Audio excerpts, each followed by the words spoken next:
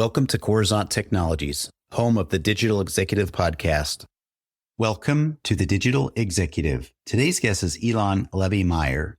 Ilan Levy-Meyer is and has been an associated person with the introducing broker Cannon Trading Company located in Beverly Hills, California since February of 1998. Before joining Cannon, Ilan graduated from Fort Hays State University in May 1992. Ilan started out his career as a professional basketball player overseas, where he played until he suffered a major knee injury. Ilan could no longer play basketball at his full potential and decided to expand his education. He received his MBA in finance and marketing from the Hebrew University in Jerusalem in October 1997. While studying for his MBA and after receiving it, Ilan worked as an institutional account executive in a startup internet company called Internet Zahiv Ltd., which translates to Gold Internet, between December 96 and December 97. In January of the following year, Ilan moved to Los Angeles, where he began his career in the futures industry. The experience Ilan gained from working for a startup internet company helped him establish the online trading division at Cannon Trading Company, better known as efutures.com, which was one of the first online futures trading companies in the industry. Well, good afternoon, Ilan. Welcome to the show. Thank you, Brian. Honored to be here.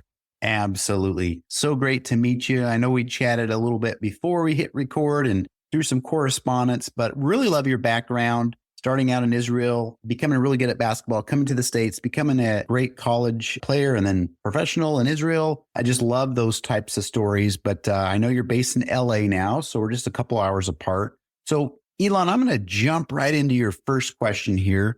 From professional basketball to the futures industry, your career path has been quite unique. Can you share how your experience as an athlete shaped your approach to trading and business? Yes, I can. I actually thought about it once I saw the question on the paper, and it made me think about it. And I think the biggest thing is what athletes called the grind.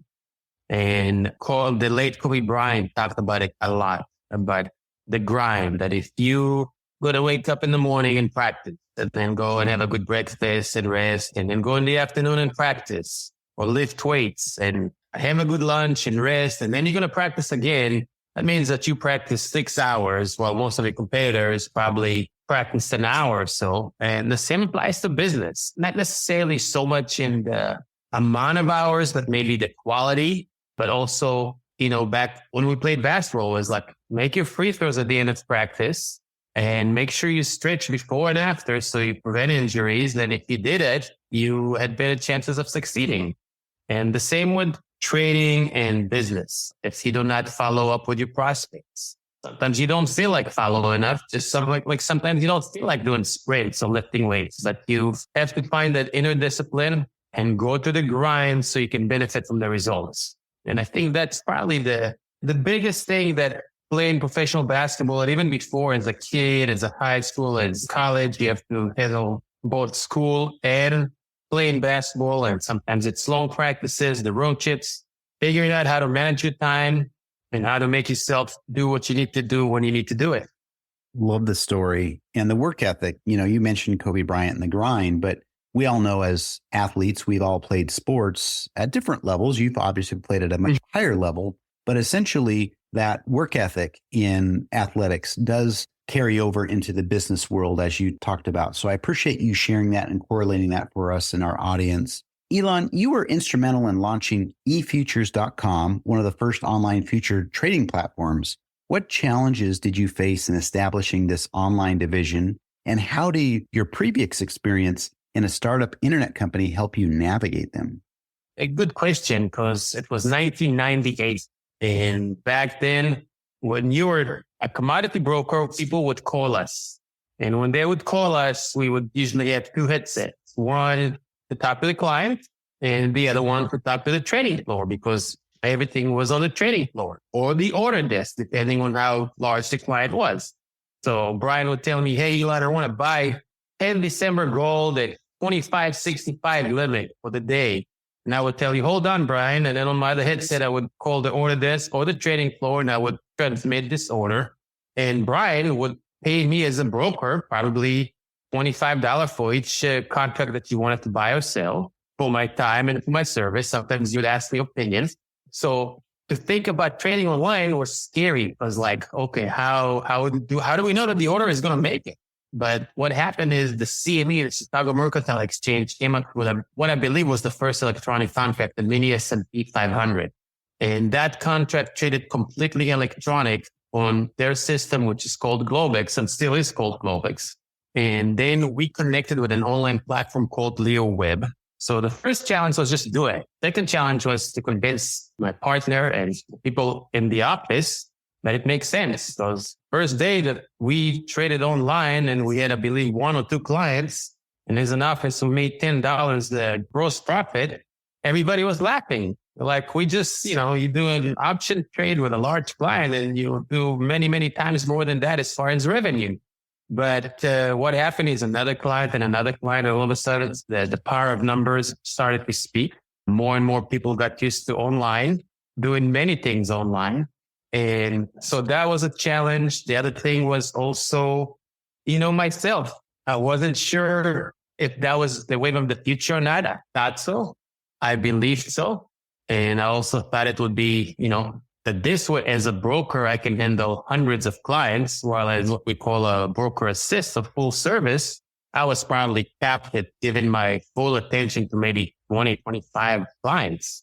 Those were the challenges. And luckily for me, after basketball in Israel, before I moved back to the States, I worked in a startup company that was an ISP, an internet service provider. So I got familiar with IP addresses, domain names, secure transactions. How does the internet work? How do websites work? And that really helped position us first as a company online where, back then it was Yahoo and Alta Vista and InfoSeek search engines that, except for Yahoo, they're all dead. God bless their soul. But we were able to, you would search coffee futures and there you go. There was an article by Canon Trade. You looked about commodity brokers. There you go. There was an offer by Canon Trading Company to send you 2 free booklets about commodities trading. So it was a combination of making our presence felt on the very young internet, and then also being one of the first to offer online trading. Because obviously there's a lot of people that were much more advanced than I was or we were and wanted to trade online very quickly. They did not want to talk to anybody, which is now the norm. And so that's how it started. And my older brother, who is also my partner now, was savvy enough to buy quite a bit of domain names, such as e-futures.com, futuresbrokers.com, discountfutures.com, believe a bunch of variations that have to do with commodities and futures. So I just mentioned some of those, including e-mini.com. So that helped quite a bit in the beginning as well. Amazing story. And I remember those days we all invested in something or got involved in the internet in its infancy, as you'd mentioned. A lot of things going on. It was an exciting time. It was exciting until the .com bust. But other than that, I appreciate the story for sure. And Ilan, Canon Trading has been a respected name in the futures industry for decades. In your view, what are the key factors that have contributed to the company's sustained success and reputation in a competitive field? It is. It's a very competitive field. And I want to say somewhere in the early 2000s, big companies like Schwab and E-Trade and Interactive Brokers got into the field of futures. For that, future brokers like Canon Trading and others, and stocks trading was stocks trading like E-Trade and Schwab, etc. But the big stock companies got into our business, to our industry, and that made it even tougher. However, commodities and futures are not a simple thing. I'm not going to say it's rocket science, but it is a little bit more complex than normal trading and buying and selling of stocks. Different contracts have different expiration dates, different values, different mechanics. There's option strategies, there's spreads. So our core group of about, I want to say 6 to 7 of us have been with the company for 20 years and then some. And all of us know the markets. We know futures and commodities, and we understand what is futures trading, what it is about. So when somebody calls in, they come to an experienced broker, not just a tech support or customer service. And that is the second factor, which is you're able to speak to a human. You're not going to be press 3, press 5, press 6. You call Canon Trading right now, you're probably going to get our night desk, but you're going to speak to a human right away. So that's big. Another factor is that integrity and compliance are a huge factor in our industry and for us especially, because sometimes you can make mistakes by not knowing. So you're not even a willful mistake, but you need to understand the compliance structure, what is the landscape of regulations in our business, and be straight as an arrow. So we have high integrity, great human brokers, meaning people with knowledge that care about their clients. And we all, when we speak to each other and we have our meetings, we talk about the grind, because sometimes there's a grind, but we always speak about, okay, if we're a client, how would we like to be dealt with? How would we like to be treated? If your client was your older uncle or maybe your younger nephew, how would you treat him and what would you tell him? And so that's what we try to do. And we do offer a variety of services in the field of futures trading. So that helps.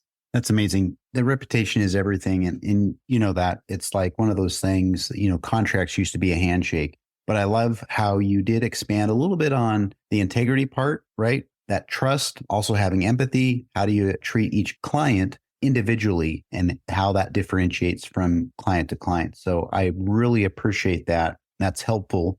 And Ilan, last question of the evening, if you could briefly share, technology has rapidly transformed trading over the past 2 decades. What are some of the most significant advancements in futures trading that you've witnessed?